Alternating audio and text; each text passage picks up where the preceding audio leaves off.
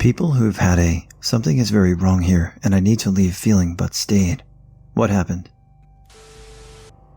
In 5th grade, my math teacher made me and another girl stay after school. He said we did too well on the test, we must have cheated. I always got a weird feeling around him, but when it was just him and us, he was actually smelling our hair. When I finished my test, he told me to leave. There was no way I was going to leave him alone with that other girl. I told him my dad said I had to walk home with the other girl. The teacher said I was lying. I was, but I told him to call my dad and tell my dad that he thought his daughter was a cheater and a liar. My dad was super friendly, but built like a grizzly bear. He let me wait for her to finish the test. I was a dumb 17-year-old. My friend Joe and I smoked weed a lot.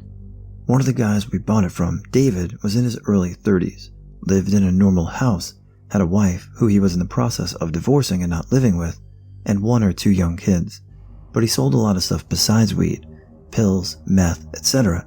So he was involved with some sketchy people, but he was always really nice to us. A few times he fronted us weed when we couldn't afford it. One time I had had the worst day ever, and he just gave me some just to be nice.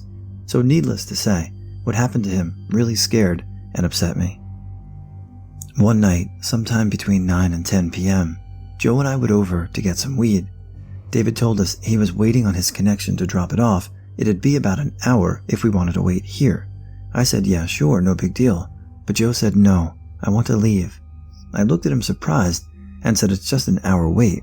By the time we drive home and come back, it'll be an hour anyways. Joe said, no, I think we should leave. I just don't want to stay here. I asked him why, but he said he just got a bad feeling.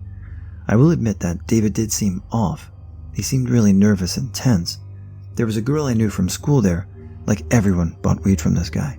She decided to wait, but Joe didn't want to, so I left with Joe. About an hour or 2 later, we tried calling David, no answer. He never called back, so we just hung out and watched TV till the next morning. He still didn't answer, so we drove by there. We really wanted our weed. And the entire house is covered in crime scene tape. Part of the house is black and obvious there was an extremely recent fire that significantly damaged the home. We had no clue what happened and weren't about to stop and ask the cops there. I found out from the news and then from friends of ours what happened. Around 12 a.m., 3 guys kicked down the door. David and the girl I knew from school were sitting on the couch. They were both shot in the head and killed instantly. The guys then tried to set the house on fire to destroy any evidence, but a neighbor called the fire department shortly after they left, so the house wasn't badly burned enough to destroy much evidence. It took them years to catch the guys who did it. I had the opposite happen. Something very wrong was happening, but I was oblivious, and it worked out great. My friend and I were buying a 1/4 pound of weed together. We were getting it from a guy my friend knew, but didn't know very well. We went to his apartment to pick it up. Now, I'm probably a little bit on the autism spectrum, but because I'm from a time where you only got that diagnosis if you were nonverbal, I was emotionally retarded and just taught myself habits to seem normal. One of them is maintain eye contact even if it makes you uncomfortable. This is important. When we get there, the seller isn't alone. He's got a couple of kinda scary gangster-looking guys with him. We sit across the table from them, and my friend hands him the money. Then the guy chuckles and says, how about you two just leave the money and the weed here? I'm bad on reading people. I just maintain eye contact and imitate what I see as a jocular mood. I laugh and say, I think my friend would rather take the weed with him. The guys look at each other a second, then he says, okay, and gives us the weed. We leave, and I notice my friend is white as a sheet, and he says those guys were going to rob us. I thought he was being racist, and told him they were just joking around. He shouldn't have worried like that. Didn't you see the gun? No. I was focused on maintaining eye contact so I didn't look like an Audi. Apparently, the guy had pulled a gun after being handed the money. They thought I laughed at their robbery attempt and called their bluff. When I was a teenager, I was best friends with a girl who had an older brother who had mental health issues. This led him to also drinking a lot and generally being a dick. One night we were hanging out in her basement and he came home drunk. As soon as I heard him coming down the stairs, I knew it was going to be bad. He walked into the room, looked at us and said, "What are you bitches doing down here?" My friend had a big shepherd/chow mix and the dog immediately got up and stood between him and us, growling. My friend yelled for her dad, and that set her brother off. He lunged at her, and the dog grabbed him by the arm. Suddenly I was trapped, standing on a couch up against the wall. Her brother is on the ground kicking at the dog. The dog is clamped down on his arm and not letting go. My friend is next to me, screaming for her dad. Dad rushes in, tries to separate them to no avail. Her mom had called the cops from upstairs, not the first time, and they show up. I shit you not, the second the cops came, the dog let go on his own and stood in front of my friend again. Cops arrest her brother, and her dad drives me home. I never went over there again, unless she could promise me he wouldn't be there. I got invited to a party by some random guy I met outside a club. I went to said party with him, and I was drunk enough and thought, sure, why not? This entailed going to a run-down house in a council estate, the UK equivalent of a project, I guess. To enter the house, we had to climb in through a window where there were 5 people sat in a circle made of half-broken chairs and a moldy couch. After entering the window, the guy locked it behind him.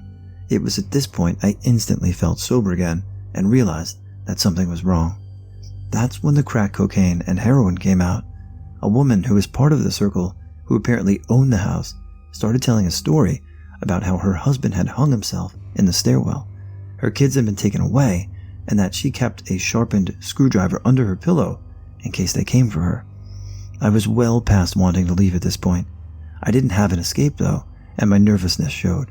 That's when paranoia set in within the circle.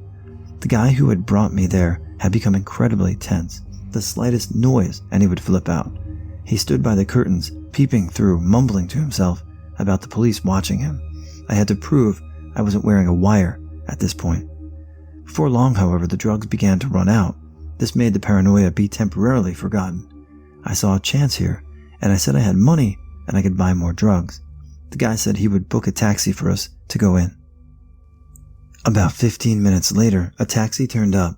He unlocked the window and I jumped out first and slammed it shut behind me, ran as fast as I could toward the taxi, jumped in the front seat and just shouted, "Drive, drive," to the taxi driver who took off down the street and to the safety of home.